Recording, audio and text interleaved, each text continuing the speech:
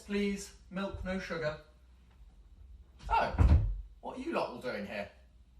Well, since you've decided to join me, let's talk about using influencers to build brand awareness. It's probably one of the most common use cases that we talk about when we think of influencers, and I really wanted to break it down a little bit more detail. Let's get going.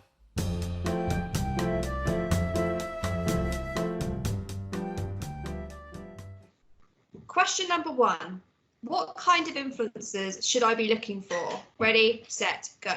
So pick the theme that you want awareness on and look for influencers who consistently get engagement when they talk about that theme. That engagement is a better guarantee of reach than pure follower numbers. Question number 2. What tactic should I be collaborating with influencers on? Ready, set, go.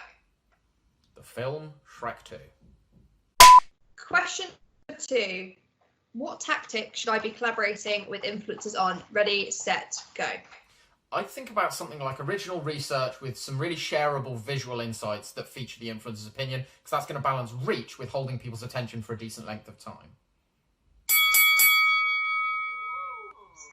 Question number 3. What KPIs should I be setting? Ready, set, go. So increase volume of posts on your key topics. Engagement is important. Use UTM links to track any site traffic, but also think about more long-term stuff like follow account for brand and SME accounts. Enjoyable.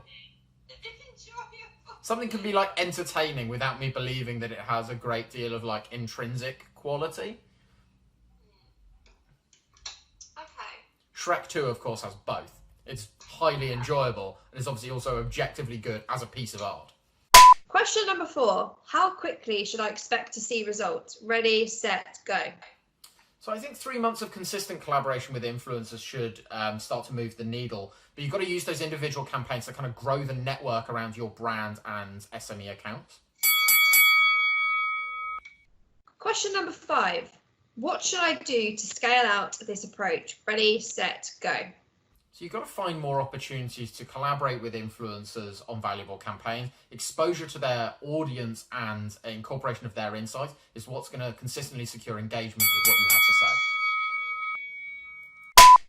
I want to one day post something on my Instagram and have the little paid partnership with Shrek 2.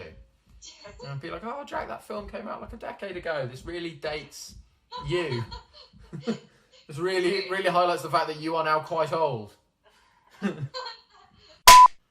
So, thanks for watching another episode of Just Ask Jack. We've been thinking about brand awareness. I think ultimately the key message to take away here is to think about the distinction between growth of kind of followings specifically versus network growth. So your aim with a brand awareness campaign should obviously be to achieve those good metrics around reach and engagement, but it's also thinking, how do you bring more people into your sort of engaged audience around both your kind of brand handles and any SMEs that you're looking to get involved. And I think that's what's going to secure a kind of long-term improvement in brand awareness versus things that kind of just make a graph spike and they look good, but you know, it's thinking about like, what are you going to do next month and next quarter and next year to actually sort of keep growing awareness of your brand is. And that's ultimately going to have to be about that sort of consistent engagement and really growing a network of people who have a regular reason to kind of engage with what you have to say.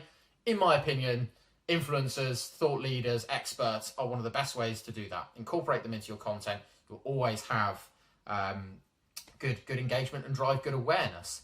So that's my 2 cents on the matter. Very keen to hear from others, how they feel about this, what they think.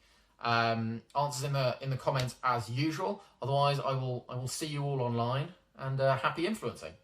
Actually, no, I think It was perfect. It was. You know what else is perfect? The film Shrek 2.